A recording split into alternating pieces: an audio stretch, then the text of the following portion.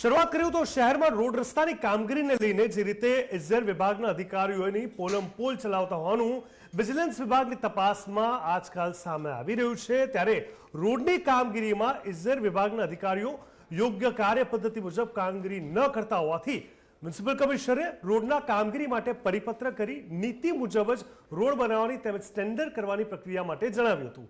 એવા સમયે રોડના કામોની ઝડપથી પ્રગતિ થાય તે પ્રકારે અંદાજ બનાવવા અને ટેન્ડર તૈયાર કરવા સૂચના પણ આપવામાં આવી। રોડ બનાવવાની હાલની કાર્યપદ્ધતિ ઉપરાંત વધારાની કેટલીક સૂચનાઓ પણ પરિપત્રમાં સામેલ કરવામાં આવી, ત્યારે રસ્તાના કામને લઈને પરિપત્ર કરાયો। મ્યુનિસિપલ કમિશનર દ્વારા શહેરમાં બનનારા ડામરના રોડની મજબૂતાઈ જળવાય અને ગુણવત્તાસભર રોડ બને તેને લઈને કરાયેલા પરિપત્રમાં જણાવવામાં આવ્યું કે ઝોનના ઇઝર વિભાગ દ્વારા તમામ રોડની માહિતી ટીપી રસ્તા પ્રમાણે ચીફ ટાઉન પ્લાનિંગ કચેરીથી મેળવી લેવા માટે તથા તમામ રોડની ટીપી પ્રમાણે કેટલી લંબાઈ છે તે નોંધી તેની દર વર્ષે અપડેટ કરવાની રહેશે। રિસર્ફેસ કરવાના થતા રોડ વાઇઝ વર્ક ઓર્ડર આપવાનો રહેશે તથા તેમાં ટેન્ડરની શરત મુજબ લિક્વિડેટેડ ડેમેજનો ઉલ્લેખ પણ કરવાનો રહેશે અને રસ્તાઓનું ચોક્કસ રજિસ્ટર નિભાવવાનું રહેશે। હવે આ તમામની વચ્ચે સૌ પહેલા TV13ના સ્ટુડિયો પર આપ જોઈ લો કેવા પ્રકારના રોડ રસ્તા આપણે ત્યાં બનતા હોય છે, કેવા પ્રકારના રોડ રસ્તાને લઈને તમને લોકોને હંમેશા સમસ્યાઓ નડતી હોય છે। દર્શક મિત્રો, અમદાવાદ, રાજકોટ, વડોદરા, સુરત મોટા ભાગના આ 4 શહેર ગુજરાતના એવા 4 શહેર છે કે જ્યાં સૌથી વધારે વસ્તી પણ છે, સૌથી વધારે લોકો પણ આવે છે, વિદ્યાર્થીઓ લઈને વાલીઓથી લઈને નોકરિયાત વર્ગ પણ સૌથી વધારે આ 4 શહેરોમાં જ હોય છે। અને આ દ્રશ્યો જે આપ જોઈ રહ્યા છો આ કોઈ ચોમાસાના દ્રશ્યો નથી, વગર ચોમાસે પણ રોડ પર જાણે પાણી ફરી વળતું એવું લાગે છે। સ્વાભાવિક રીતે અમદાવાદ કે ખાડામાં તે પ્રશ્ન થાય। ગુજરાતનું સૌથી જાણીતું નામાંકિત શહેર અમદાવાદની શું વાસ્તવિકતા છે એ અમે આપને બતાવી રહ્યા છે। આ બાજુ સૌરાષ્ટ્રનું હબ ગણાતું રાજકોટની અગર જો વાત કરું તો રાજકોટ પણ કહેવાય કે રાજકોટના રસ્તા પણ ક્યાંક લોકોને રડાવી રહ્યા છે। કોઈ પણ જગ્યાએ કહી શકાય કે લોકોને શાંતિ નથી। સુરતમાં પણ લગભગ એ જ ખસ્તા હાલત છે। સુરતમાં સડસડાટ નથી ચાલી શકતા વાહનો, કારણ કે ત્યાં ઓવરબ્રિજ તો બન્યા, પુલ બન્યા, પણ રોડ રસ્તાની હાલત વારંવાર નબળી જોવા મળે છે, જ્યારે વડોદરામાં પણ વાહનોની મુશ્કેલીઓ દિવસે ને દિવસે વધી રહી છે।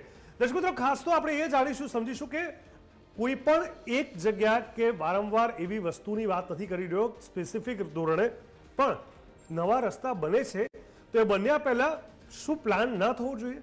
રસ્તો બની જાય પછી પાછું ખોદકામ શરૂ થાય, પાછી ત્યાં પાઇપલાઇનો નખાય, પાછું કંઈક નવું કામ શરૂ થાય, એ રસ્તાને ડાયવર્ટ કરવામાં આવે। અચ્છા, જ્યાં ડાયવર્ટ કરવામાં આવ્યો હોય એ રસ્તો ઉચ્ચ ગુણવત્તા કે અનિવાર્ય ન હોય, ત્યાં ટ્રાફિકની એવી વ્યવસ્થા ન હોય, વળી પાછો જો સિંગલ પટ્ટો હોય તો ત્યાં ટ્રાફિકને લઈને પ્રોબ્લેમ સર્જાય। આવા અનેક પ્રકારના પ્રોબ્લેમ તમે જોતા હશો। SG હાઈવેની હું તમને વાત કરું, દર્શક મિત્રો, અમદાવાદના દર્શક મિત્રો ચોક્કસથી આ વાતથી સ્વીકારશે। લગભગ કહી શકાય કે અનેક ઓવરબ્રિજ SG હાઈવે પર બન્યા છે જે સારા છે, રોડ રસ્તા પણ સારા છે, પણ એ SG હાઈવેના રોડ રસ્તાની જો હું વાત કરું તો ઘણી એવી મુખ્ય જગ્યા છે જ્યાં સાઈડમાં કોઈ પણ પ્રકારના કટ નથી, એટલે તમે જો સહેજ આગળ નીકળી ગયા તો લગભગ 2, 3, 4, 5 કિલોમીટર તમારે આગળ નીકળી જવું પડે અને ત્યાંથી યુ ટર્ન લેવો પડે। યુ ટર્ન લેવાવાળો રસ્તો પણ કંઈક એટલો મોટો ના હોય અને ત્યાં પણ ટ્રાફિકની સમસ્યા તો હોય જ, એટલે એવા સમયે ઘણા લોકો એકદમથી બ્રેક મારી યુ ટર્ન લેવા જાય, સ્પીડ એકદમથી ઓછી કરી દે, કારણ કે ઘણીવાર એવું થાય કે કદાચ અમે આગળ તો નથી નીકળી રહ્યા। તો SG હાઈવે પર થલતેજનો પોઈન્ટ તમે જોઈ લો, ઇસ્કોનનો પોઈન્ટ જોઈ લો, આ બાજુ ગોતા પાસેના પોઈન્ટ જોઈ લો, ઘણા એવા રસ્તા છે જે સ્ટ્રેટ ટુ સ્ટ્રેટ જઈ રહ્યા છે। તમારે ગાંધીનગર જવું હોય, અડાલજ જવું હોય તો ઠીક વાત છે, વૈષ્ણોદેવી જવું હોય ઠીક વાત છે, પણ તમારે વચ્ચેથી રાણીપ સાઈડ જવું હોય, ગોતા સાઈડ જવું હોય, નવાવાડજ સાઈડ જવું હોય, થલતેજ જવું હોય, મેમનગર જવું હોય તો પછી તમારે ટર્ન તો લેવો પડશે ને, લેફ્ટ કે રાઈટ। એના માટેના કોઈ ખાસ પ્રકારના રસ્તા કેવા પ્લાનિંગ નથી બનાવવામાં આવ્યા। હવે આ તમામની વચ્ચે અનિવાર્ય છે કે આકસ્મિક સંજોગોમાં પેચવર્કની કામગીરી કરવાની થાય તો આ બાજુ ગ્યાસપુરના પ્લાન્ટમાંથી હોટમિક્સ મટીરિયલ મેળવી મંજૂર થયેલા ટેન્ડરની જો હું વાત કરું તેના દ્વારા જ ADCT ઇઝરની લેખિત મંજૂરી મેળવીને જ કામગીરી કરવાની વાત કરવામાં આવી છે અને આ બાજુ તમામ રસ્તાઓનું ચોક્કસ રજિસ્ટર ઇઝર વિભાગમાં નિભાવવાનું રહેશે। આ તમામે તમામ જે પરિપત્રમાં જે ખાસ વાત કરવામાં આવી છે તેને લઈને હું આપની સાથે ચર્ચા કરી રહ્યો છું। ઘણી બધી વિશેષ વાતો આપની સાથે કરવી છે, ઘણા બધા મુદ્દાઓ આપની સાથે ચર્ચા કરવા છે। આપણી સાથે મુખ્ય રીતે આજની ડિબેટમાં મહેશભાઈ પંડ્યા જે વિશ્લેષક છે, મહેશભાઈ જોડાયા છે। મહેશભાઈ, આપનું ખૂબ ખૂબ સ્વાગત છે। ત્યારબાદ પિયુષભાઈ સુથાર જે સામાજિક કાર્યકર છે, પિયુષભાઈએ આ પહેલા પણ આપણી ડિબેટમાં ઘણીવાર અકબારનગર પાસેના રસ્તાઓનો ઉલ્લેખ કરી ચર્ચા કરી હતી. પિયુષભાઈ, આપનું પણ સ્વાગત છે. અને મિલિંદભાઈ શાહ માર્ગ અકસ્માત નિવારણ અભિયાન તરફથી પણ તેઓ ઉપસ્થિત છે, એટલે મિલિંદભાઈ પણ આપણને જણાવશે કે ક્યાં ક્યાં ખામીઓ રહી ગઈ છે. સૌથી પહેલા મહેશભાઈ, આપણાથી શરૂઆત કરું. આપણે હંમેશા કહેતા આવ્યા છીએ કે ગુજરાત એ દેશમાં વિકાસનું મોડેલ છે અને કહેવાય કે ગુજરાતને ફોલોઅપ કરવું જોઈએ બાકીના સ્ટેટ. હવે તમામની વચ્ચે ગુજરાતની વાત કરીએ અને અમે થોડી વાર પહેલાં તમે જોયું મુખ્ય 4 શહેરો લીધા. હજુ તો ઘણા રોડ રસ્તા છે, ઘણા વિસ્તારો છે, ઘણી એવી ગલીઓ છે, ઘણા મેઇન રોડ છે, ઘણા હાઈવે છે અને ઘણા શહેરો અને જિલ્લાઓ પણ છે. પરંતુ આપણે માત્ર જો અમદાવાદ, વડોદરા, રાજકોટ, સુરત, જામનગર, ભાવનગર અને જુનાગઢની એવી વાત કરીએ, ક્યાંક કોઈ પણ પ્રકારના પ્લાનિંગમાં હંમેશા ક્યાંક કચાશ રહી જતી હોય છે. અને કચાશ એવી હોય છે કે સામાન્યમાં સામાન્ય માણસને વિચાર આવે કે ભાઈ આ પહેલાં ખબર ના પડે, રોડ થઈ ગયો છે તો હવે આટલું બધું ખોદકામ શરૂ કરવાનું, આટલું બધું ખોદકામ કરવાનું જોઈએ તે પહેલાં ના કરી દેવાય. આવા ઘણા બધા ડાયવર્ઝનની વાત આવે, ઘણા બધા યુટર્નની વાત આવે, ઘણી પાઇપલાઇનો નાખવાની વાત આવે. આટલા મોટા હેવી ટ્રાફિકવાળા રોડ રસ્તા પર શું કોઈ પ્લાનિંગ કે કોઈ એક પ્રકારની હેરાર્કીથી આ સિસ્ટમ આગળ નથી વધતી? જીગરભાઈ, સરસ વિષય છે અને TV30ને અભિનંદન કે આવા સંવેદનશીલ મુદ્દાઓને તમે હાઇલાઇટ કરો છો. આપણા ત્યાં સરસ ટાઉન પ્લાનર્સ છે, બધા હોશિયાર છે, બુદ્ધિજીવી છે. અને આ જે પ્લાનિંગની તમે વાત કરીને તમે ખોડ કાઢો છો એમાં હું સંમત નથી. પ્લાનિંગથી જ આ બધું કરવામાં આવે છે કે પ્લાનિંગથી ક્યાં કચાશ રાખવાની કે ફરીવાર પછી રોડ કરવાનો થાય. સીધો વહીવટી ક્ષેત્ર પર તમે સીધો બ્લેમ કરી રહ્યા છો એવું? બિલકુલ, હું સીધો ભ્રષ્ટાચારનો આક્ષેપ મૂકી રહ્યો છું અને બહુ પદ્ધતિસરનું સિસ્ટમેટિક આ ભ્રષ્ટાચાર આચરવા માટેનું એક પ્લાનિંગ હોય છે. બાકી આપણા બધા પ્લાનરો જો વિદેશોમાં સરસ પ્લાનિંગ કરી શકતા હોય તો ઘર આંગણે ના કરી શકે, પણ એમનું પણ પ્લાનિંગ કરવાનું હોય છે કે ક્યાં કેવી કચાશ રાખો કે ફરીવાર લોકોની ફરિયાદ મળે. સોરી કહેવામાં ક્યાં વાંધો છે આપણને? અરે સોરી ક્યાં કહીએ પણ છીએ, કારણ કે તમને ખબર છે કે સિંધુ ભવન ઉપર પેલી છતરીઓ લગાવી દેશો, ડેકોરેશન કરી દેશો એટલે પબ્લિક ખુશ. તમે સાબરમતી રિવરફ્રન્ટને વારંવાર બતાવીને વિશ્વ મોડેલ બતાવશો એટલે પબ્લિક ખુશ. ત્યાં મસ્ત ફૂલોત્સવ કરી દેશો એટલે પબ્લિક ખુશ. એટલે ચોમાસાના ખાડા પડ્યા અને ખાડાનગરી કે ભુવાનગરી કહેવાય, પણ એ જ રસ્તાઓ પર છતરીઓ લગાવી દીધી અત્યારે અને પછી વોટ્સઅપ આવે કે આ સિંગાપોર નથી, અમારા ગુજરાતનું અમદાવાદ છે.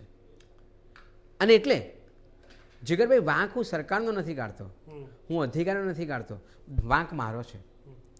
ભારતના નાગરિક તરીકે, ગુજરાતના નાગરિક તરીકે, અમદાવાદના નાગરિક તરીકે હું નિષ્ફળ છું કે મને આ જોતા નથી આવડતું, મને સમજતા નથી આવડતું કે હું માત્ર ફૂલોત્સવથી ખુશ થઈ જાઉં છું કે રિવરફ્રન્ટના એ રોડથી ખુશ થઈ જાઉં છું કે પછી બીજી બધી બાબતથી ખુશ થઈ જાઉં છું. કેટલા બધા અકસ્માત થાય છે, કેટલા તમારા વેહિકલો બગડી જાય છે અને નુકસાન બહુ મોટું થાય છે. મને યાદ છે કે હમણાં જ 2 દિવસ પહેલાં મુંબઈની મહાનગરપાલિકાએ નક્કી કર્યું કે ખાડાઓ ખોદવા ઉપર પ્રતિબંધ, કોઈ ખાસ સંજોગોમાં જ ખાડા ખોદવા, કારણ કે હવાનું પ્રદૂષણ થાય છે. તમે bus rapid transit service BRTS શરૂ કર્યું એ વખતે આખું અમદાવાદ ધૂળધાણી થઈ ગયેલું. પછી શું થયું? BRTSમાં કેટલી બસ મૂકી? એટલે માત્ર રોડ રસ્તા ખરાબથી વાહનો નહીં પણ આરોગ્યને બહુ મોટું નુકસાન પહોંચ્યું છે. પૈસાની વાત બાજુ પર રહી. અને એ જ રીતે તમે જુઓ મેટ્રો 2008થી પાટિયા મૂકવાના શરૂ કરેલા, 2022માં માંડ પૂરું થયું છે, 24માં લગભગ 80% પત્યું અને આખું અમદાવાદ ધૂળિયું ને ખાડા ને ટેકરા ને રસ્તા ને બધું જે બગડ્યું, કોણ જવાબદાર છે? કોઈ પ્લાનિંગ જ નથી. થલતેજથી થલતેજ ગામ તરફના મેટ્રોની 4 વખત તો ડિઝાઇન બદલાય છે અને રસ્તા કેટલા કાપવા 2009થી નોટિસો મળે છે, હજુ ઠેકાણું નથી પડ્યું. હવે 7 ફૂટ કાપશે, પછી કાપ્યા પછી બીજા 10 ફૂટ કાપશે. એમ કરીને જે હેરાનગતિ થાય છે અને ખબર જ ના હોય, અધિકારીને ખબર ના હોય કે ક્યારે સ્ટેન્ડિંગ કમિટીમાં શું મુકાશે મુદ્દો અને કેવી રીતે પાસ કરાશે. એટલે જીગરભાઈ, પ્લાનિંગની ખામી નથી, બહુ પદ્ધતિસરનું આયોજનપૂર્વકનું જે રીતે કરવું હોય છે એવું પ્લાનિંગ થાય છે. મૂર્ખા માત્ર આપણા લોકો છે. અને ગુનેગાર હું પોતે છું કે મને આ ઓળખતા નથી આવડતું, આ જોતા નથી આવડતું. ટૂંકમાં મહેશભાઈનું કેવું છે કે ઓર્ગેનાઇઝ સ્કેમ છે, કોઈક એમની કંઈક સોફિસ્ટિકેટ ભાષામાં હું કહું તો. પિયુષભાઈ, હવે રોડ રસ્તાની વાત કરીએ. પહેલાં એવું હતું કે ક્યાંય પણ જવું તો 15-20 મિનિટનું ડિસ્ટન્સ આઈડિયલ કહેવાતું હતું. બહુ દૂર હોય તો આપણે અડધો કલાક પકડીને ચાલતા હતા. હવે તો ગમે તેટલું નજીક પણ જવું હોય, લગભગ 2-3 કિલોમીટર 5 કિલોમીટરનો રસ્તો હોય તો કોઈ ગેરંટી નથી 20 મિનિટથી તમે ઓછી જજ ના કરી શકો. અને એની પાછળ અચાનક જ થયેલો વસ્તી વધારો નથી, પણ અચાનક થયેલો વાહનોનો વધારો પણ નથી. પણ હા, ચોક્કસથી જે રીતે રોડ રસ્તાના પ્લાનિંગનો જે અભાવ છે એ ચોક્કસ છે. અકબરનગર સર્કલની તમે વાત કરો અને એ તમે જુઓ તો તમને ખબર પડશે કે જે 8-10 રસ્તાઓ છે દરેક ડિરેક્શનમાં જઈ રહ્યા છે. ખબર છે 132 ફૂટનો મેઇન રોડ જે છે એ ત્યાં કનેક્ટેડ છે, એરપોર્ટ જવા માટે ત્યાંથી રસ્તો થાય. આટલા બધા રસ્તા હોવા છતાં વારંવાર આપણને ખ્યાલ આવે છે કે કોઈ ને કોઈ રીતે ત્યાં થોડું વધારે સારું પ્લાનિંગ કર્યું હોય તો કદાચ ઘણું બધું થઈ શકતું હતું. આ તો માત્ર એક રસ્તાની વાત કરી, આવા તો ઘણા બધા રસ્તા છે. વારંવાર બ્રિજ બને, તૂટે. હજી તો હું ઘણા બધા પોઈન્ટ પર આગળ આવી રહ્યો છું ધીરે ધીરે. શું કહેશો પિયુષભાઈ, શું આપણે ક્યાંક ચૂક રહી ગઈ છે વહીવટી ક્ષેત્રે, કે ક્યાંક કહી શકાય કે ઓન પેપર તો બધું સરસ હોય પણ જ્યારે એક્ઝિક્યુશનની વાત આવે કેમ આટલા આપણે પાછા પડી રહ્યા છે? આપણે પાછા પડી રહ્યા છીએ એનું મુખ્ય કારણ કે સમાજમાં જાગૃતતા નથી. હું તો જાગૃત છું, સાહેબે કીધું કે મારી જ ભૂલ છે કે મારામાં જ ખામી છે, પણ એ રીતે હું પણ એક જાગૃત નાગરિક છું ને હું જાગૃત છું.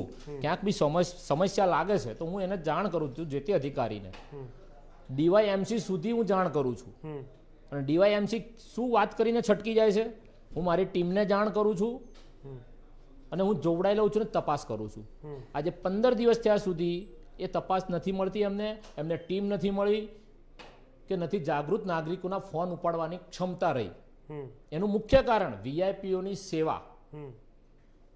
તમે દિલથી પૂછો, કોઈ પણ તંત્રને, કોઈ પણ ખાતાને પૂછો કે તમે જે દિલથી કામ કરો છો એ ખરેખર કોના માટે કરો છો? તમને બેસાડે છે શેના માટે? જે સિસ્ટમ છે બધી પબ્લિક માટે જ છે. તો તમે દિલથી કોનું કામ કરો છો, કોના માટે કરો છો? પબ્લિક માટે કે વીઆઈપીઓની સેવા માટે કે વીઆઈપીઓના કહેવાના એમના ઈશારે કરો છો? આજની હું વાત કરું, આજે હું 2 દિવસમાં જીએસટી બ્રિજ ન્યૂ રાણીપ જતો, 2 દિવસમાં જવાનો ને આવવાનો રોડ એટલો અપ ટુ ડેટ બનાવી દીધો છે. તમે જુઓ કે ત્યાં સ્કેટિંગ કરી શકાય તમારે, એટલો ટોપ રોડ બની ગયો 2 દિવસમાં. અને રોડ બ્રિજ પૂરો થાય પછી તમે જુઓ ને તો જાણે ગાલે ખીલ થયા હોય ને, મોટા તંત્રના ગાલે ખીલ થયા હોય ને એવા ખાડા છે. અને ત્યાં આગળ નાના નાના પેલી બેન્ડેડ મારી હોય ને એ જે પટ્ટીઓ મારી થીગડા મારી દીધા છે. તો હવે આ જે ખરેખર સિસ્ટમ કોના માટે છે એ બહુ મહત્વની વસ્તુ વિચારવાની છે પબ્લિકે, કે આ લોકો કોના માટે બેઠા છે? ખરેખર એ લોકો ભણેલા છે તો કોના માટે ભણ્યા છે? વીઆઈપીઓની સેવા કરવા, ગુલામી કરવા? અરે વીઆઈપીઓની ગુલામી કરવા કે જનતાની સેવા કરવા? જનતાની જો સેવા ખરેખર કરતા હોય ને તો તમે જનતાનો કોઈ પણ નાગરિકને એક ફોન ઉપાડીને વાત કરી શકો છો. તમે ક્લાસ 1 ઓફિસર છો તો તમે જનતાનો, નાગરિકનો સમસ્યાનો એક ફોન આવે ને તો એને ઉપાડીને તમે ખાલી વાત કરો ને તો જનતાને એમ લાગે કે ખરેખર આપણા માટે બેઠા છે. પણ મને એવું નથી લાગતું કે જનતા પણ આટલી એફર્ટ કરતી હશે, એ પણ એક પ્રશ્ન છે. અને તમે ફોન ઉપાડીને વાત કરવાની વાત કરી એ પણ મને ક્યાંક ડાઉટ જઈ રહ્યો છે. અને એનાથી બી મોટી વાત, પરિણામથી આપણને તો મતલબ છે. એ વાત કર્યા પછી સાંભળીને શું તાત્કાલિક પગલાં લેવામાં આવતા હશે એ સૌથી મોટો અહીંયા પ્રશ્ન છે. મિલિંદભાઈ આપણી સાથે જોડાયા છે. મિલિંદભાઈ, જ્યારે પણ કોઈ પણ મોટા નેતા આવે, કોઈ મંત્રી તંત્રી હોય, અને એવા સમયની અંદર આપણે જોયું છે કે તરત જ એના પર કોઈક મોટા અધિકારીઓ કે નેતાઓની વાત આવે ને એટલે તરત જ ભલભલા રોડ રસ્તા અમુક વાર ઠીકઠાક થઈ જતા હોય છે. સારી વાત છે, એટલીસ્ટ ત્યારે તો થાય છે. પણ શું એ પહેલાં રૂટીનમાં જ્યારે હજારો લાખો લોકો ત્યાંથી પસાર થતા હોય રોજબરોજ, તો શું એક જવાબદારી ના બને કે ભાઈ આટલું ખબર જ છે કે આટલું ક્રાઉડ છે, આટલી પોપ્યુલેશન છે, આટલા વ્હીકલ અહીંથી જાય છે, તો પછી એ રસ્તામાં શું કામ કોઈ ચૂક રહેવી જોઈએ? ખબર જ છે કે એક મોટો ખાડો અથવા એક ડાયવર્ઝન લોકોના અડધો કલાક, કલાકની પરંતુ આખો દિવસ બગાડી શકે છે. તો ક્યાં આપણે ધ્યાન નથી રાખી શકતું? કોર્પોરેશન કહો, તંત્ર કહો, વહીવટી ક્ષેત્ર કહો. નમસ્કાર આપને અને મારા સાથી પેનલિસ્ટ મિત્રો મહેશભાઈ અને પિયુષભાઈને, તમામ દર્શક મિત્રોને નમસ્કાર. ખૂબ સંવેદનશીલ વિષય ફરીવાર TV13 ઉપાડ્યો છે. આપણા દેશમાં સાહેબ કોઈ પણ સરકાર હોય, ભાજપની હોય, આપની હોય કે કોંગ્રેસની હોય, એ સરકારની નિષ્ફળતા જેટલી ખતરનાક છે ને સાહેબ, એના કરતાં વધારે ખતરનાક એ નિષ્ફળતા સામે સવાલ કરવાની પ્રજાની જે જીજીવિષા છે ને સાહેબ, એ ખતમ થઈ ગઈ છે. ખતમ થઈ નથી રહી, ખતમ થઈ ગઈ છે. બસ આ વધારે ખતરનાક છે. તમે જેમ કીધું એમ કે કોઈ વીઆઈપી આવે છે ત્યારે બધા રસ્તા ચકાચક થઈ જાય છે. મોદી સાહેબ આવે તો 2 દિવસમાં રંગ રોગાન થઈ જાય છે, ઝૂંપડીઓ ઢંકાઈ જાય છે તાડપત્રીઓ નાખીને. તો મને એમ થાય કે પ્રજાને કેમ એમ નથી થતું કે સાલું આપણે ટેક્સ ભરીએ છીએ, પોતાની માલિકીનું મકાન, આપણા માલિકીની ઓફિસ જો આપણે ભાડે આપીએ છીએ તો આપણે ડબલ વાર મિલકત વેરો ભરીએ છીએ, અથવા તો આપણે ભાડુઆત જોડે મિલકત વેરો ભરાવડાવીએ છીએ. તો આ ડબલ વેરા લીધા પછી પણ સરકારના એ અધિકારીઓ જ્યારે કામ નથી કરતા તો આપણે એને સવાલ કેમ નથી કરતા, એ સવાલ કેમ નથી થતો કોઈને. મને એ વાતનું દુઃખ છે. આજે કોઈ પણ સરકાર છે એની તાકાત શું છે સાહેબ ખબર છે? પ્રજાની ખરીદ શક્તિ, કે જેમાંથી એ જીએસટી ને અલગ અલગ કરો ઉઘરાવે છે. પ્રજા જે પેટ્રોલ ડીઝલ વાપરે છે એ એની તાકાત છે, જેની પર કર મળે છે એને. પ્રજા જે મત આપે છે, ખોબલે મત આપે છે, પછી હિન્દુત્વના નામે વોટ હોય કે કોઈ પણ નામે વોટ હોય, એ ચૂંટણી પહેલા માહોલ ઊભો કરીને એને કે ને પ્રકારે વોટ ઢસડી જવાના, એનો કોઈ વાંધો નથી. દારૂબંધીનો ખુલ્લે આમ વિરોધ કરીને તમે દારૂ વેચીને પણ તમે મત લઈ આવો છો, ચલો એ પણ ક્ષમ્ય છે. પણ મત લીધા પછી કામ તો કરો. સાલું આ કેમ કોઈ પૂછતું નથી? તમારી મત આપવાની ફરજ છે, એ તમે માથે વગાડો છો. અમારા પવિત્ર ફરજ છે, પવિત્ર ફરજ છે. પણ તમે જે બંધારણના નામે સોગંદ લીધા છે એ પછી કામ કરવાની તમારી કોઈ ફરજ નથી. કેમ આ કોઈ પૂછતું નથી સરકારને? કોઈ પણ સરકાર હોય. આજે હું શાસક પક્ષમાં છું, શાસક સરકારનો ફેવર કરું છું, પણ તેમ છતાં મારી સરકારે કેમ પ્રજા પૂછતી નથી? બિલકુલ જોઈને દબાવવામાં આવી છે. નહીં, પણ સવાલ એ પણ થયો છે ને કે એવું તો છે નહીં કે એ આપણે કોઈ એક જ વખત તક આપી હોય સરકારને. વારંવાર તક આપી છે, 25 વર્ષથી તક આપી છે. 30 વર્ષથી હું કહીશ કે એક જ સરકાર છે. આપણને ખબર જ છે કે અમદાવાદના આ રોડ રસ્તા છે, આપણને ખબર છે કે અહીંયા ટ્રાફિક આટલો હોય, આપણને ખબર છે કે અહીંયા યુનિવર્સિટી છે, અહીંયા ફરવાનું સાધન માધ્યમ છે, આટલી બધી વસ્તુ પ્રોપર રીતે આપણને ખબર જ હોવા છતાં અચાનક જ કંઈક એવું થઈ જાય છે. અને મને નથી લાગતું કે કોઈ પણ એવા રોડ રસ્તા આપણને જોવા મળે કે જે કામ ના ચાલતું હોય. કામ ચાલતું હોય મિલિંદભાઈ, મને એવું લાગે છે કે એ ચલો આપણે એમ કહીએ કે કંઈક ડેવલપમેન્ટ થઈ રહ્યું છે, કંઈક સારા માટે કંઈક નવી વસ્તુ થતી હોય તો ઠીક છે. એકની એક વસ્તુ રિપેર કરવી, એકની એક વસ્તુ વારંવાર એમાં ચેન્જ કરો, કંઈક એવો બદલાવ આવે ફરી એકવાર. હવે તમે એક વસ્તુ તો જુઓ કે એક રસ્તો બ્લોક થાય તો ત્યાંથી બીજો કયો રસ્તો જશે એની પણ કોઈ સુવિધા નથી હોતી, પ્રોપર એને લઈને પણ કોઈ પ્લાનિંગ નથી હોતો. અને કેટલાય વાળું હવે આવા સમયે કોઈ એમ્બ્યુલન્સ થતી હોય, કોઈ ઇમરજન્સી હોય, શું હાલત થતી હશે કોઈની? મિલિંદભાઈ તમે કંઈક કહી રહ્યા હતા ટૂંકમાં.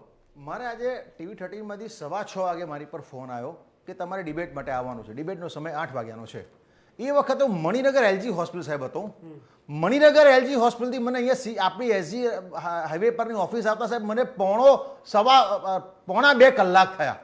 6:15 થી 8. વિચાર કરો કેવી કફોડી હાલત હોય. અને એમાં પાછા આવા તૂટેલા રસ્તા, આ તૂટેલા રસ્તાના કારણે કોઈનું મિસકેરેજ થઈ જાય, કોઈનો આંખનો પડદો નબળો હોય તો સાહેબ આંખનો પડદો પડી જાય, માણસ કાયમ માટે બ્લાઇન્ડ થઈ જાય. આ સરકાર કેટલી હદે એના અધિકારીઓ જોડે કામ લેવા નિષ્ફળ ગઈ છે. મોદી સાહેબ, મારે તમને કહેવું છે TV13 માધ્યમથી કે તમે વડાપ્રધાન થયા એ સારી વસ્તુ છે, તમે વિશ્વ નેતા થયા સારી વસ્તુ છે, પણ તમારા વડાપ્રધાન થવાની અને વિશ્વ નેતા થવાની મોટામાં મોટી કિંમત ગુજરાતી પ્રજા અત્યારે ચૂકવી રહી છે. પણ મને એવું લાગે છે મિલિંદભાઈ, સરકારે પોતે બધી જોગવાઈ કરી છે, એ કોશિશ કરે છે, ફંડ આપે છે, વિકાસને પ્રોજેક્શન કરે છે, રોડમેપ બને છે, પણ વહીવટી ક્ષેત્રની જ્યારે વાત આવે, ઓન રોડ આપણે કહેવાય કે કોર્પોરેશનની વાત કરો, અધિકારીઓની વાત કરો, તંત્રની વાત કરો, એવા સમય મને એવું લાગે છે કે ક્યાંક કહી શકાય કે ચૂક રહી જાય છે. મહેશભાઈ સહેમત છો આ વાતથી? કારણ કે ગમે તેટલું ફંડ રિલીઝ થાય પણ એની પાછળનો પ્લાનિંગનો અભાવ આવી જાય અને કોર્પોરેશન કહો કે તંત્ર કહો, વહીવટી ક્ષેત્ર કહો, જો એ પ્રોપર પ્લાનિંગ સાથે એક્ઝિક્યુશન ન કરે તો આમાં તો સરકાર પણ શું કરી લેવાની? અને સૌથી મોટી કિંમત તો તમારા મારા જેવા બધા સામાન્ય માણસ ચૂકવી રહ્યા છે એની રોડ રસ્તા પર. જીગરભાઈ, રાજકીય નેતાઓ વહીવટી તંત્ર ચલાવે, કંઈ સારી વસ્તુ થાય તો પછી રાજકીય નેતા એની ક્રેડિટ લઈ જાય છે, પણ એ ટકોર નથી થતી તમારે. તો પછી અકસ્માત થાય ત્યારે જવાબદારી નથી એની બનતી? અને તમે વોટ તો એના આપો છો કે મારી સામે જોજો, મારા ઉમેદવારો સામે ના જોતા, તો તમારી સામે અમે જોયું પણ તમે હવે અમારી સામે નથી જોતા. એટલે વહીવટી તંત્ર સુધારવા માટે જ આપણે રાજકીય નેતાઓને મૂકીએ છીએ. લોકશાહીમાં લોકોનું લોકો માટે લોકો દ્વારા ચાલતું રાજ્ય, એટલે આપણે વોટ એટલા માટે આપીએ છીએ કે આપણો નેતા વહીવટી તંત્રને બરાબર ચલાવે.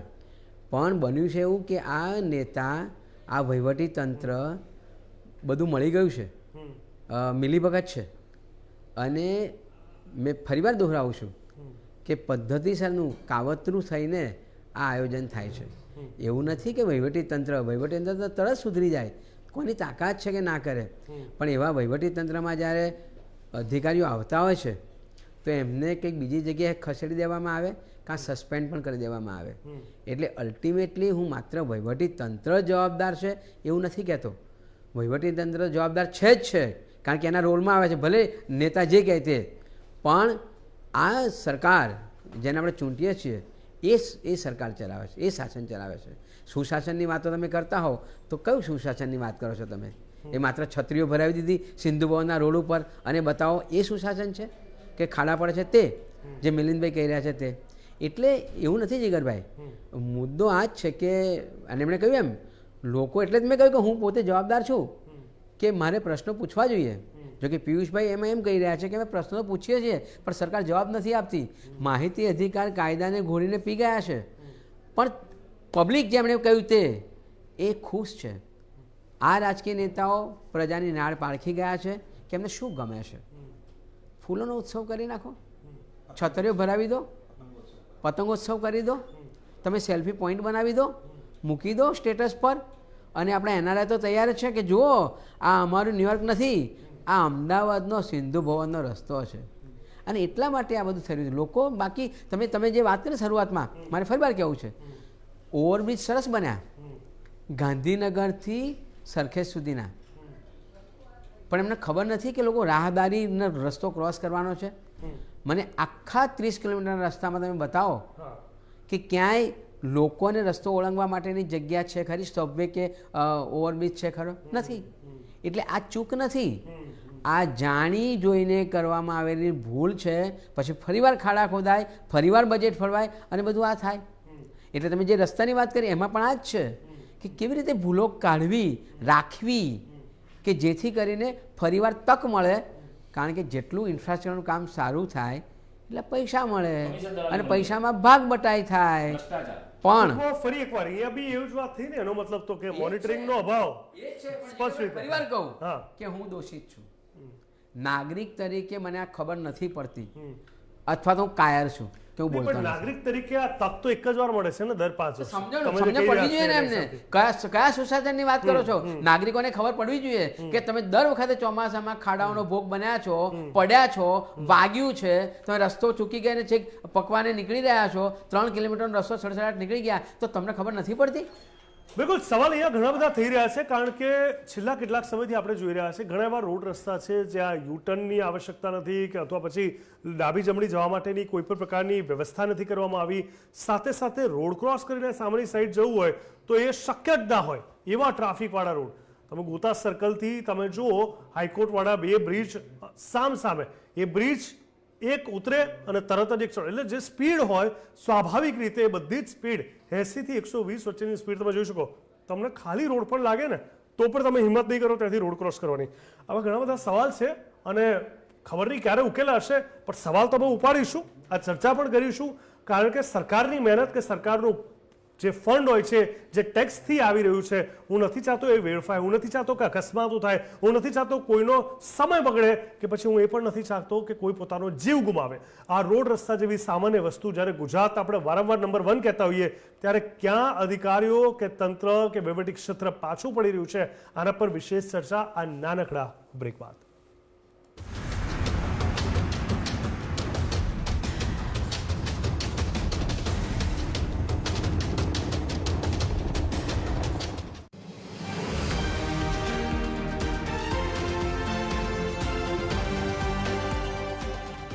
TV13 ગુજરાતી હકથી ગુજરાતી. હું હેલી ફરી લઈને આવી વિકાસની હેલી. હવે વાત જ્યારે વિકાસની હોય ત્યારે મારો કચડો બારેમાસ હોય. રણની આ સૂકી અને અનપ્રોડક્ટિવ લેન્ડને બેસ્ટ લેન્ડ તરીકે યુટિલાઇઝ કરવાનો વિચાર એટલે આપણો આ હાઇબ્રિડ રિન્યુએબલ એનર્જી પાર્ક. આ વિસ્તારમાં પવનની સ્પીડ અને સનલાઇટની ઇન્ટેન્સિટી પણ વધારે, એટલે જ મેક્સિમમ એનર્જી પ્રોડક્શનના ગોલ સાથે તૈયાર થઈ રહ્યો છે આ hybrid energy park.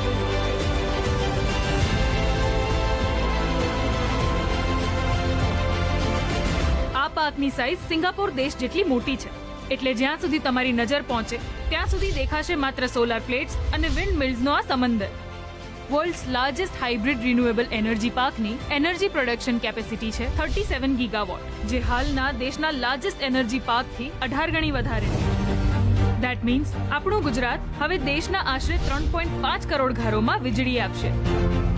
મોદીજીનું make in India mission અને ભૂપેન્દ્રભાઈની રિન્યુએબલ એનર્જી પોલિસીથી રાજ્યમાં વીજળીની સ્પીડથી તૈયાર થઈ રહ્યો છે વિશ્વનો સૌથી મોટો હાઇબ્રિડ રિન્યુએબલ એનર્જી પાર્ક. આ જ દિશામાં એક મોટું પગલું એટલે RE invest 2024.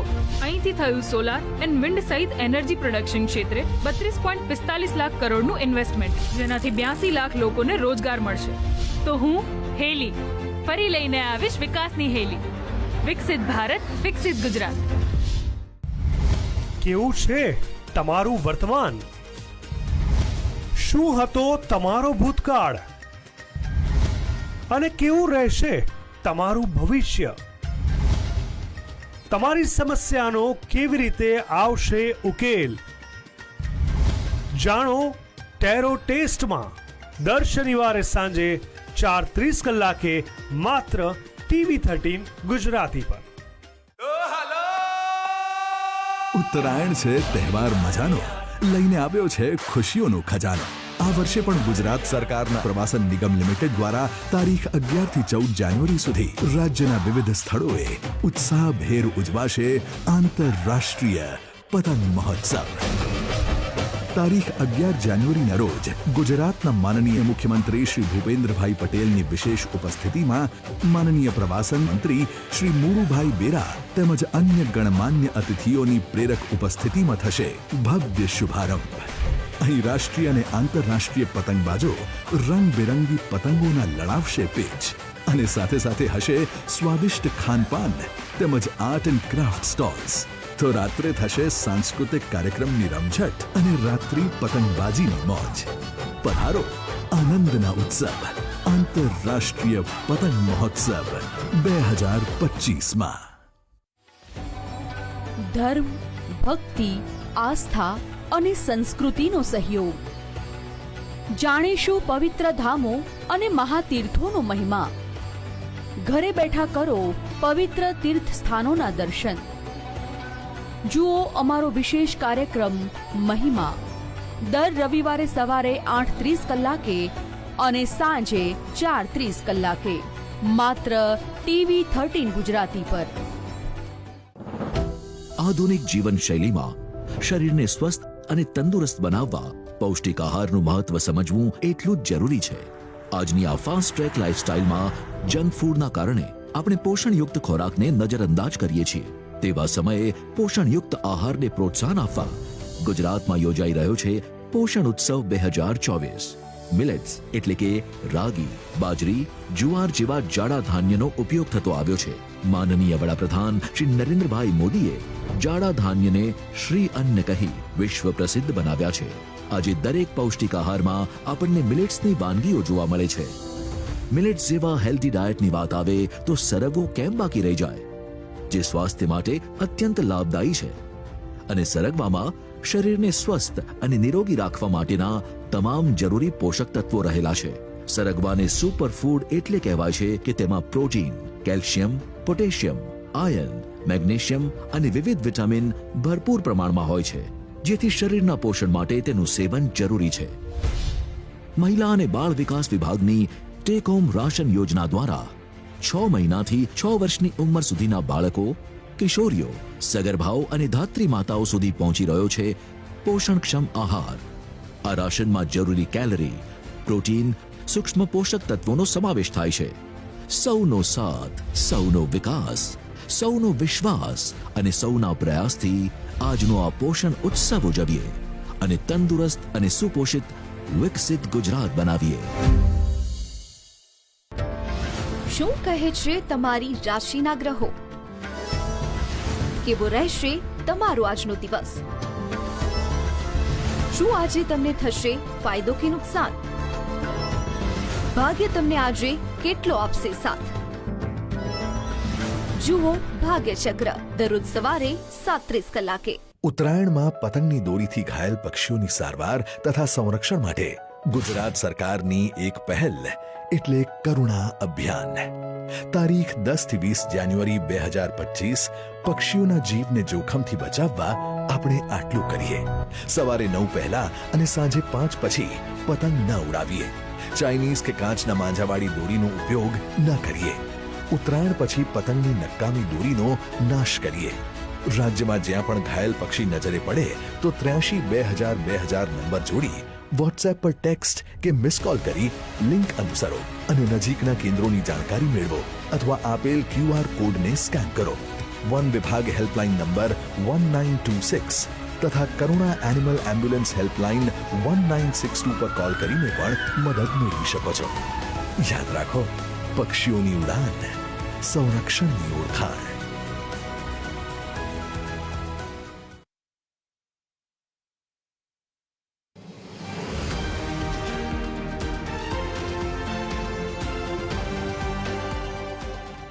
TV13 Gujarati હકથી Gujarati.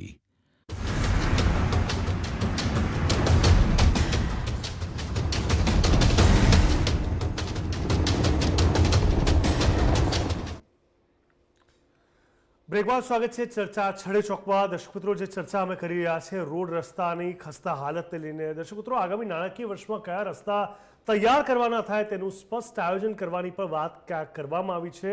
12 મીટરથી ઓછી પહોળાઈના રસ્તા પર પેવર રોલરના ડ્રાફ્ટ ટેન્ડર મંજૂર કરવાની ઝોનમાં મોકલવા પડશે તેવું પણ એક આખી પ્રક્રિયામાં કહેવામાં આવ્યું છે. તમામ ટેન્ડર દ્વારા ટેન્ડરની શરતોમાં જે મશીનરીનો ઉલ્લેખ કરવામાં આવ્યો હોય તે મશીનરીનો ઉપયોગ કઈ રીતે સુનિશ્ચિત કરવાનું રહેશે અને ત્યારે નંબર સહિતની માહિતી મેળવી ટેન્ડર પાસેથી આવી લેખિત બાંહેધરી મેળવવાની પણ રહેશે. ત્યારે રોડની દૈનિક કામગીરી બાબતે પણ ડેપ્યુટી સિટી એન્જિનિયર અને એડિશનલ સિટી એન્જિનિયર દ્વારા રિવ્યૂ કરવાનો રહેશે. આ બધી જોગવાઈઓની વાત મેં તમને કરી, આ બધું થઈ નથી રહ્યું. ત્યારે સવાલ એ થાય છે કે ઓન પેપર તો બહુ સારી વાત થાય છે. રોડ રસ્તા ખરાબ જે થયા છે, દબાણ જે સર્જાય છે તેને લઈને વારંવાર હાઈકોર્ટે પણ ઉજળો લીધો છે. ગુજરાત હાઈકોર્ટમાં લગભગ છેલ્લા 2017-18થી અરજી આવતી રહે છે અને સુનાવણી થતી રહે છે. ગુજરાત હાઈકોર્ટ સતત 2018થી ગુજરાત સરકાર સહિત સંબંધિત સત્તાવાળાઓના કાન આંબળે છે. આમ છતાં ગુજરાતની ટ્રાફિક, રોડ રસ્તા અને રખડતા ઢોરની સમસ્યા હજુ પણ યથાવત હોવાની પ્રતીતિ થઈ રહી છે. અરજદારે જણાવ્યું કે આટલા બધા લોકોને ટ્રાફિક મુદ્દે દંડ કર્યો, ચાલાન આપ્યા તો શું સ્થિતિ સુધરી? દબાણ હટાવ્યા બાદ ફરી આવી જાય છે. કોર્ટના આગળના 2018ના 7-8 વર્ષ પહેલા હું જોઉં તો તેના હુકમની અરજદાર દ્વારા રજૂઆત કરવામાં આવી, જેમાં ખરાબ રસ્તાને લઈને કોર્ટે ટિપ્પણી કરી હતી કે ચોમાસા વખતે અને બાદમાં રસ્તાની પરિસ્થિતિ વર્ણવી છે. દર વર્ષે આવું થતું હોવાનું નોંધ્યું. રોડ રસ્તા ધોવાઈ જાય છે અને આવી રીતે કામ ચાલી શકે નહીં. ત્યારે ચેતવણી પણ આપી છતાં તે બહેરા કાને અથડાય છે. કાયદાઓનું પાલન થતું નથી. જવાબદાર ઓફિસરો સામે સરકારે પગલાં લેવા જોઈએ. ત્યારે શહેરમાં 1 કિલોમીટર પણ સારો રોડ નથી એવું કહેવામાં આવ્યું હતું. એસી કેબિનમાં બેસીને કામ ન થાય, એએમસી કમિશનરે અધિકારીઓને ખખડાવ્યા હોવાની વાત 2022 માર્ચમાં થઈ હતી. હું એટલા માટે ભૂતકાળમાં અત્યારે ગયો દર્શક મિત્રો કે આજકાલની વાત નથી કરી રહ્યા. છેલ્લા એક દાયકાથી અલગ અલગ તારીખ સાથે મેં તમને કીધું 2017-18થી લઈ 21 અને અત્યારે હું 22ની વાત કરું તો અમદાવાદના ખખડધજ રસ્તામાં અધિકારીઓને ખખડાવવામાં આવ્યા. રિવ્યુ બેઠકમાં કમિશનર લોચન સહેરાએ એ વખતે અધિકારીઓનો ઉધડો લીધો હતો. એસી કેબિનમાં બેસીને શહેરના કામ ન થાય. કમિશનરે આ વાત ચોખ્ખી કરી. ત્યારે વધુમાં એ પણ કહ્યું કે શહેરમાં 1 કિલોમીટર પણ રોડ સારો નથી. ટેક્સ તો તોતિંગ પણ સુવિધામાં મીંડું. મંથર ગતિથી જે કામગીરી થઈ રહી છે ત્યારે જવાબદાર કોને મોટો સવાલ છે. મહેશભાઈ પંડ્યા, પિયુષભાઈ સુતાર અને વિનીતભાઈ શાહ સાથે આપણે ચર્ચાને આગળ વધારીએ. મહેશભાઈ, સ્પષ્ટ વાત છે કે હવે જે રીતે ચર્ચા થઈ રહી છે છેલ્લા ઘણા સમયની વાત છે. મેં એટલા માટે આંકડા અને તારીખો સાથેની વાત કરી. તો આની હવે ક્યારે અલ્પવિરામ ક્યારે પૂર્ણ વિરામમાં બદલાશે? ક્યાંક તો આનો અંત આવવો જોઈએ ને. વર્ષો જાય, હાઈકોર્ટ ટક્કર કરે, આટલા લોકોના મૃત્યુ થાય, આટલો સમય બગડે, કરોડો અરબોના ટેક્સના પૈસા વેડફાય અને પરિણામ વળી પાછું ત્યાં ને ત્યાં. હવે તો એવું પણ થઈ ગયું છે કે એક જગ્યાએથી બીજી જગ્યાએ જવું હોય તો ઘણીવાર તો લોકો હવે ના પાડી દે છે કે ભાઈ અમારા માટે તો પોસિબલ નથી. આજે પૂર્વ વિસ્તાર જવાની વાત આવે તો મારે ઘણી જગ્યાએ ના પાડવી પડી છે કારણ કે ટ્રાફિક જ મુખ્ય સમસ્યા થઈ ગઈ છે. સંમત છું, પણ વહીવટી તંત્રમાં કોણ બેઠું છે? આપણા સોસાયટીના લોકો છે, આપણા જ છે લોકો. રાજકારણીઓ કોણ છે? આપણે જ છે. એટલે બહુ મોટી સમસ્યા છે કે આપણે કેવા લોકોને ચૂંટીએ છીએ કે જે સરકાર ચલાવે છે, શાસન ચલાવે છે, તે મુદ્દો તો છે જ. પણ જો મિલિંદભાઈએ પણ અગાઉ વાત કરી તેમ મુંબઈની હાઈકોર્ટે 4 વર્ષ પહેલાં એવું કહ્યું કે તમારા રોડ રસ્તા સારા ના હોય તો ટેક્સ શું કામ ભરો છો? આ મુંબઈની હાઈકોર્ટનું સૂચન હતું, એની ક્રિટિક્સ હતી, એની ટિપ્પણી હતી. અને ગુજરાતની હાઈકોર્ટ તો વારંવાર એ શબ્દો વાપરે છે કે તમે મેકઅપ કરવાનું બંધ કરો. આ મેકઅપ શબ્દ આ ગુજરાતની વડી અદાલતે વારંવાર શબ્દ વાપર્યો છે. અને એ જ કોન્ટ્રાક્ટરોને બ્લેકલિસ્ટ તો કરી દે હાઈકોર્ટ કે એટલે એની તપાસ થાય. તપાસ તો ખબર જ છે એમને કેવી કરવાની, બ્લેકલિસ્ટ બી કરો, પણ ફરીવાર તો કોન્ટ્રાક્ટ એને જ મળે. ડિઝાઇનો પણ એટલી જ ખરાબ બનાવો તમે કે હાટકેસ કરવાનો બીજ થાય ને તરત તોડવાનો નવો કોન્ટ્રાક્ટ, અને થયાના કરતાં વધારે ખર્ચો તોડવાનો થાય. અને 13,000 મકાનો ગરીબોના બને, કોઈને ફળવાય નહીં અને તોડવાનો કોન્ટ્રાક્ટ થાય. એટલે આપણે એક મજા છે, બનાવો તોડો, બનાવો તોડો. વિરમમાં વચ્ચે મિલિંદભાઈ વાત કરતા હતા કે અમદાવાદમાં ફૂટપાથો નથી. ફૂટપાથો છે પણ બધી દબાણવાળી છે, અને એ દબાણવાળી ફૂટપાથોને દર વર્ષે નવી બનાવવાની, એનો ખર્ચો થાય. તમે ડિવાઈડર દર વખતે નવા બનાવો, નવા તોડો, બનાવો તોડો, એટલે આખું શહેર સતત ખોદવામાં જ વ્યસ્ત હોય. અને જે ધૂળ ધુમાડા ઉડે છે એટલે અકસ્માત તો થાય જ છે, પણ ધૂળ ધુમાડાને લીધે અમદાવાદના શહેરીજનોનું જે આરોગ્ય બગડ્યું છે, કોરોનામાં જેટલા લોકો મર્યા હતા એના કરતાં વધારે લોકો આનાથી મર્યા હતા, કારણ કે તમારા ફેફસા નબળા પડી ગયા છે. કારણ કે તમે માનો કે નવરંગપુરા કે વસ્ત્રાપુર વિસ્તાર હોય તો ત્યાં તો ઉદ્યોગો નથી, તો પછી તમારું એર ક્વોલિટી ઇન્ડેક્સ કેમ આટલો બધો ખરાબ છે? PM 2.5 અને PM 10 કેમ આટલો બધો 5 ગણો વધારે આવે છે? કારણ કે સતત ધૂળ ઉડતી હોય છે આ ખરાબ રસ્તાઓના લીધે. અને જે પેલું મેકઅપ કરો છો ને, એ મેકઅપ કર્યા પછી તો તરત જ ધૂળ ઉડવાની. એટલે માત્ર અકસ્માત જ નહીં પણ વાયુ પ્રદૂષણ આનાથી બહુ થાય છે, એ પણ બહુ મોટું નુકસાન છે. બિલકુલ. એટલે અલ્ટિમેટલી મારે જીગર એ જ કહેવું છે કે જાગૃતિનો અભાવ છે અને લોકો કેમ સંવેદનશીલ થતા નથી, જે મિલિંદભાઈ આક્રોશથી વાત કરી તે એ વિચારવાની બહુ જ જરૂર છે. હું માનું છું કે માત્ર મિલિંદભાઈ નહીં પણ એ તમામ લોકો અત્યારે આક્રોશ વ્યક્ત કરી રહ્યા છે જે રોજબરોજ હેરાન થઈ રહ્યા છે. માત્ર મિલિંદભાઈ નહીં પણ એ પણ લોકો ક્યાંક ને ક્યાંક આક્રોશ વ્યક્ત કરી રહ્યા છે જેમને પોતાના સગાવાળાઓને રોડ અકસ્માતમાં ગુમાવ્યા છે. માત્ર મિલિંદભાઈ નહીં, એ લોકો પણ અત્યારે ક્યાંક ને ક્યાંક ગુસ્સે હશે, જે લોકોને ખબર છે કે આવનાર સમયમાં અમારા પાસે આ રોડ રસ્તા સિવાય બીજો કોઈ ઉકેલ જ નથી. અને એ લોકો પણ ક્યાંક ને ક્યાંક આક્રોશમાં હશે કે જે લોકો ક્યાંક ને ક્યાંક પોતાને નિરાધાર અથવા કહી શકાય કે મજબૂર સમજી રહ્યા છે કે હવે અમે શું કરી શકીએ. દર્શક મિત્રો, મહત્વનું છે કે વર્ષ 2021-22ની વાત કરું, થોડો પાછળ જોઉં તો રસ્તા રિસર્ફેસ માટે લગભગ 247 કરોડ ખર્ચે આવવાનો વિપક્ષ દ્વારા દાવો કરવામાં આવ્યો હતો. અને તેની સામે સુવિધા ના બરોબર હતી. રોડ ખોદવામાં એક્સપર્ટ અમદાવાદ મનપાના અધિકારીની વાત કરું તો અમદાવાદ આપદા સિટી થઈ ગયું હતું. સ્માર્ટ સિટીની આપણે વાત કરીએ ત્યારે અમદાવાદમાં જ્યાં નજર કરીએ ત્યાં રોડ રસ્તાઓ ખોદેલી હાલતમાં જોવા મળે, અને એક રસ્તો ખોદવામાં આવે તો મહિનાઓ સુધી ત્યાં કામ કરી સરખું કરાતું નથી, જેની પ્રજાને સતત હાલાકી ભોગવવી પડતી હોય છે. ત્યારે અમદાવાદમાં પહેલા રસ્તા બને છે અને પછી કોર્પોરેશનને યાદ આવે છે કે ગટર લાઈન તો બાકી રહી ગઈ, બટ નવો બનેલો રોડ તોડવામાં આવે અને ફરી ત્યાં રસ્તો બને ત્યાં સુધી પ્રજાએ અન્ય રસ્તાથી પસાર થવા માટે હાલાકી ભોગવવી પડે. ત્યારે ગુજરાત હાઈકોર્ટે એમ્સને બરોબરની તતરાવી હતી ભૂતકાળમાં અને કહ્યું હતું કે કાગળ પર કામ કરવાને બદલે રસ્તા પર કામ કરો. પાછો જો ભૂતકાળમાં ત્યારે ખરાબ રસ્તા સુધારવાની પણ વાત કરવામાં આવી, એફિડેવિટમાં પણ ઉલ્લેખ કરવામાં આવ્યો. અમદાવાદમાં રોડ રસ્તા મુદ્દે વારંવાર હાઈકોર્ટ જ્યારે એમ્સના અધિકારીઓની ઝાટકણી કરે છે અને કહેતું હોય કે કાગળ પર નહીં રોડ રસ્તા પર કામ કરો, આનાથી વધારે શરમની શું વાત છે? આ તો એવી તો કોઈ વાત છે નહીં કે કોઈ મોનિટરે કે પ્રિન્સિપાલે કે ટીચરે કોઈ વિદ્યાર્થીને કહી દીધું કે ભાઈ રોડ ના હોય હવે લેશન કરીને આવજે, રોડ માથું ના દુખે. એવી તો કંઈ વાત છે નહીં. જ્યાં કરોડ રૂપિયાનો ટેક્સ વપરાતો હોય છે, જ્યાં એવી વસ્તુ જે સીધી રીતે લોકોને અસર કરતી હોય છે, ત્યારે મિલિંદભાઈ હવે આ આટલા બધા મુદ્દાઓ આપણી સામે અત્યારે જે રીતે આવી રહ્યા છે, અત્યારની જ વાત કરું તો ઘણા એવા ઓવરબ્રિજ છે જે ખૂબ સરસ બની રહ્યા છે અને બનશે ત્યારે હું પોતે શ્યોર અત્યારે વિચારું છું કે ઘણો ટ્રાફિક ઘણો થશે, ઘણી સાનુકૂળતા વધશે, પણ હવે ખબર છે આ બ્રિજ બનાવવાનો છે, આટલો સમય લાગે, આટલો મેનપાવર લાગે, આ ટાઈમે સ્ટાર્ટ કર્યું, પણ એનો અંત ક્યાંય નહીં.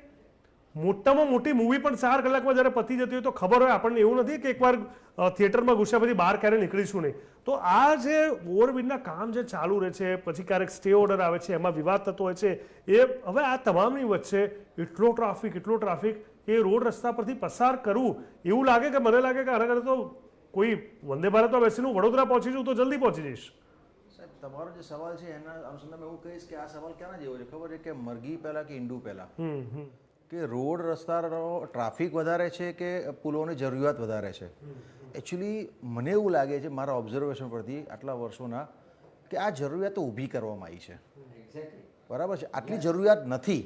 આ એ ને કે ને પ્રકારે ઉપરની અને નીચેની આવકો લેવા માટે આ જરૂરિયાતો ઊભી કરવામાં આવી છે. આજે વિચાર કરો કે સાહેબ કેટલા અંડર કન્સ્ટ્રક્શન્સ બિલ્ડિંગ્સ, આપણે બ્રિજ હોય, અંડરબ્રિજ હોય, ઓવરબ્રિજ હોય, મેટ્રો હોય, BRTS પહેલાં ચાલ્યું, કેટલું ચાલ્યું સાહેબ. ક્યાં સુધી આપણે સાહેબે કીધું આપણે ધુમાડામાં રહીશું? આપણે ક્યાંક તો આપણે કોઈ ટ્રાફિક વગરનો રોડ જોઈ શકીએ કે નહીં જોઈ શકીએ? કે એ પણ આપણી અંતિમ ઈચ્છા થઈ જશે કે ભાઈ મને ટ્રાફિક, અમદાવાદમાં મને ટ્રાફિક વગરનો રોડ ક્યારે જોવા મળ્યો? બીજું સાહેબ, તમે જે આગળના પહેલા સવાલ કર્યો કે આનો ઉપાય શું, તો સાહેબ મારી જોડે બહુ સોલિડ ઉપાય છે જે TV30 માધ્યમથી આજે હું દર્શક મિત્રોને તમને બધાને કહેવા માગું છું કે જ્યારે આપણે કોઈ ટેન્ડર ભરાવતા હોય છે ને ત્યારે આપણે સરકાર એવો આગ્રહ રાખે છે કે ભાઈ આમાં L1 હોવું જોઈએ. L1 એટલે લોએસ્ટ વન રેટ ભરેલા હોવા જોઈએ. શેના માટે ભાઈ લોએસ્ટ વન રેટ? તમે R1 કેમ નથી કરતા કે જ્યાં જવાબદારી સૌથી વધારે કોણ લે છે? આજે જે બહુ કુખ્યાત રણજીત બિલકોન જે છે, જેમણે હાટકેશ્વરના બિલ જે મગજમારી ઊભી થઈ બ્રિજની કે તોડવો પડ્યો, પહેલાં બનાવો પછી તોડવો પડ્યો, હવે તોડવામાં બનાવવા કરતાં વધારે કિંમત આવે છે.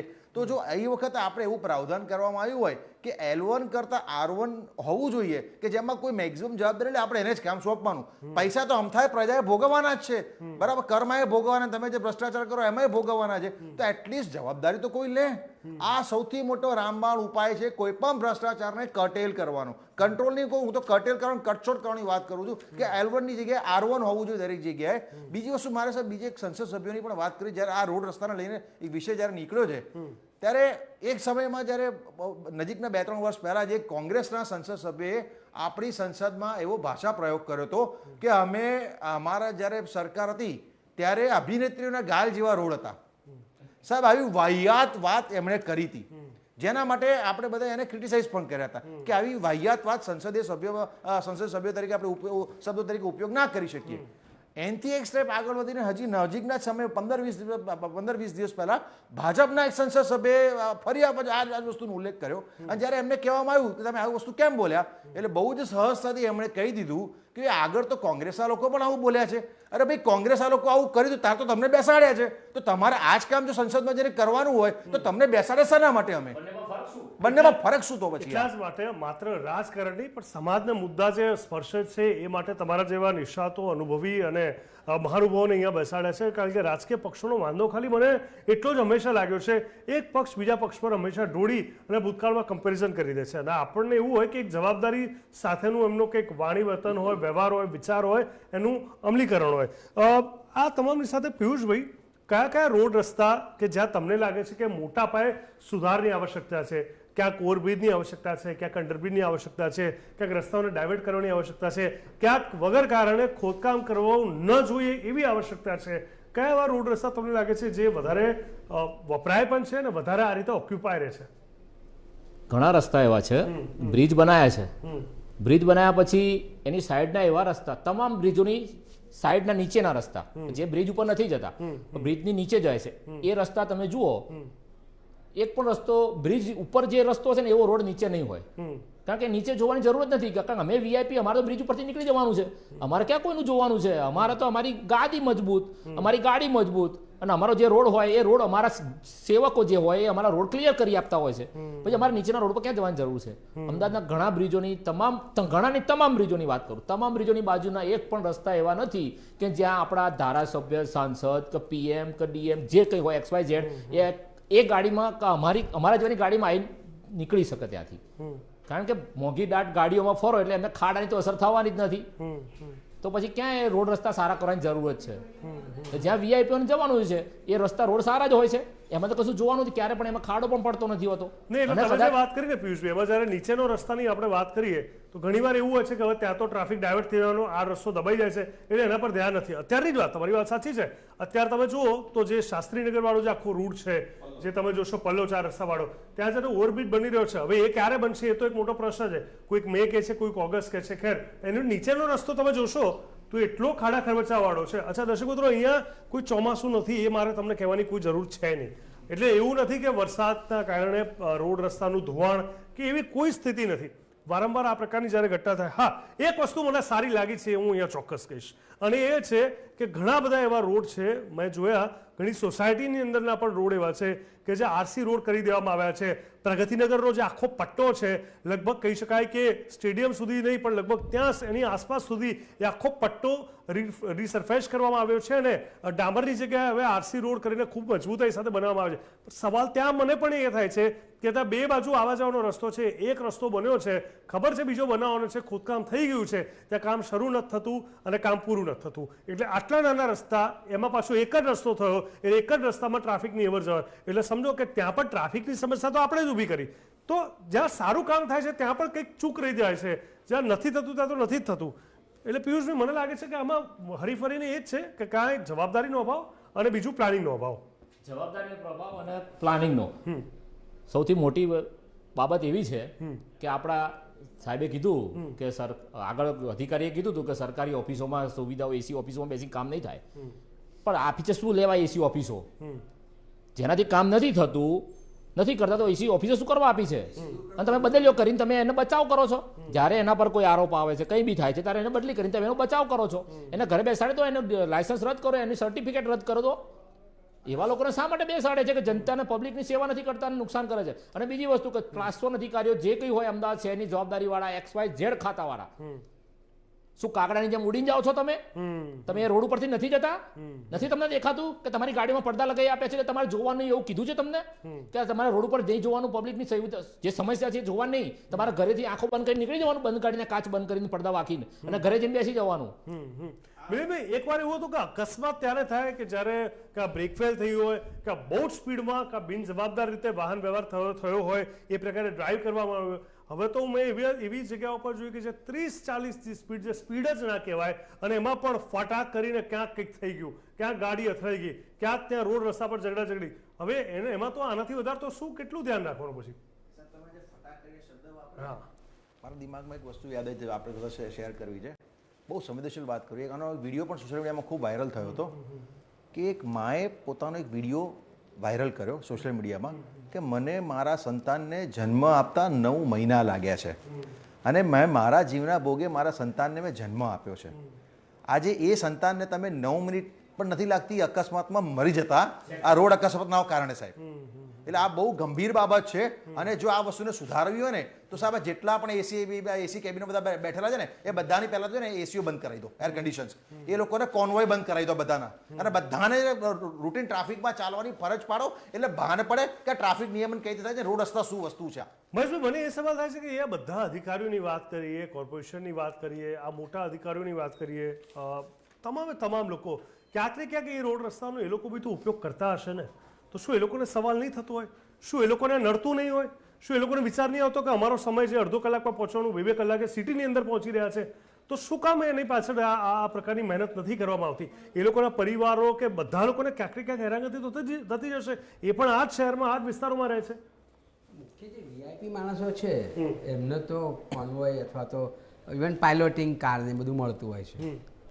બીજા અધિકારીઓ ચોક્કસ હેરાન થતા હોય છે, પણ એમને બી તો કાં મલાઈ ખાવા મળે છે ને, એટલે તમારે 1 કલાક હેરાન થાવ પણ એમાંથી હિસ્સો તો મળે જ હોય. એટલે અહીંયા તમારા કહેવા મુજબ ભ્રષ્ટાચાર મુખ્ય મુદ્દો છે. ભ્રષ્ટાચાર મુખ્ય મુદ્દો છે, પ્લાનિંગનો કોઈ મુદ્દો જ નથી.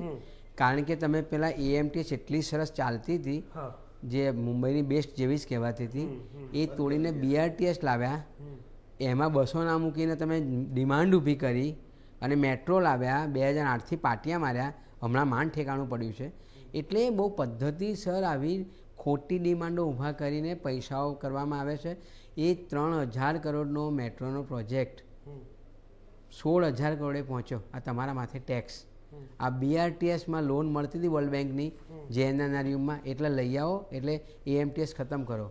એટલે આવા ઇન્ફ્રાસ્ટ્રક્ચર પ્રોજેક્ટ જે દેખાય દીવાદાંડી જેવા લાઇટ હાઉસ પ્રોજેક્ટ, પબ્લિક બી ખુશ, આનું નામ વિકાસ કહેવાય. આ ફ્લાયઓવર બનાવે એટલે વિકાસ કહેવાય. પાંજરાપોળના ફ્લાયઓવર બનાવવાની જરૂર ખરી? તમે જુઓ એ ઉતર્યા પછી શું કરશો?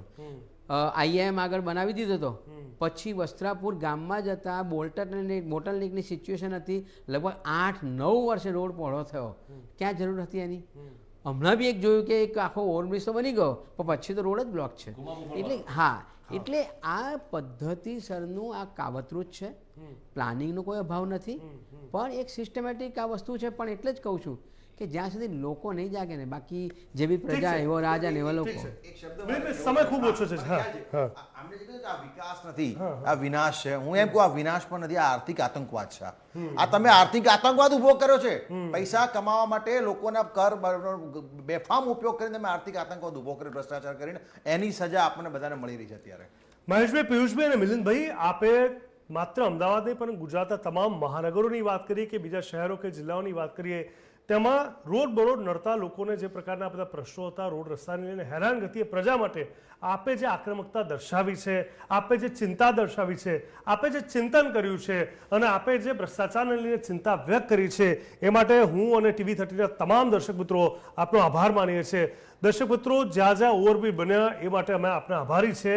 જ્યાં જ્યાં તમે સારા રોડ રસ્તા કર્યા એના માટે પણ આભારી છે. સરકાર ખૂબ મહેનત કરી રહી છે, ફંડ આપી રહી છે, જોગવાઈઓ કરી રહી છે, અને પણ ક્યાંક ને ક્યાંક આપણને એવું લાગે છે કે ગ્રાઉન્ડ લેવલ પર જે કામ થવું જોઈએ, કારણ કે સરકાર પોતે નહીં આવે, તંત્રએ, વહીવટી ક્ષેત્રે, કોર્પોરેશને આગળ આવવું પડશે. અને જો તમારા મારા જેવા સામાન્ય માણસને ખબર પડે છે કે આ પ્રકારે રોડ રસ્તામાં ખોદકામ ન થવું જોઈએ, અહીંયા રોડ રસ્તા બંધ ન થવા જોઈએ, વારંવાર ડાયવર્ઝન ન થવા જોઈએ, રોડ બન્યા પછી આટલી મુશ્કેલીઓ ન થવી જોઈએ, તો પછી બનાવવાવાળાને, કોન્ટ્રાક્ટ સાઇન કરવાવાળાને, અમલીકરણ કરવાવાળાને કેમ એ દેખાતું નથી? એ પ્રશ્ન હજુ પણ યથાવત છે. આશા રાખું કે આગળના સમયમાં જેટલા પ્રાઉડલી આપણે હંમેશા ગુજરાતનું નામ કહીએ છીએ, મોટા શહેરોનું નામ કહીએ છીએ, વાસ્તવમાં રોડ રસ્તા જેવી પ્રાથમિક સુવિધા અને વાસ્તવિકતાના ધોરણે આવશ્યકતા જે આપણને છે એ પ્રકારે જ ફેસિલિટી પૂરી પાડવામાં આવે. કારણ કે આભાર તો હું માની લઈશ, પણ આ એક ભારથી ઓછું નથી. આભારની પણ વાત એટલા માટે આમ તો ન આવવી જોઈએ, કારણ કે ટેક્સ તો તમારો મારો જ છે, પણ છતાં પણ હું આભાર માનવા તૈયાર છું જો વાસ્તવમાં આ પ્રકારની દુવિધાઓ દૂર થાય અને તાત્કાલિક ધોરણે તેના પર એક્શન લેવામાં આવે. તો ચર્ચા છેલ્લે ચોકમાં બસ અત્યારે આટલું જ. દેશ, દુનિયા અને ગુજરાત રાજ્યની પડેપણની વિગત અને સમાચાર માટે આપ જોતા રહો TV30 ગુજરાતી, અને થોડી જ વારમાં પ્રાઇમ ટાઈમ ન્યૂઝ સાથે આપણે સમક્ષ હાજર થઈશ. ત્યાં સુધી રજા આપશો. નમસ્કાર.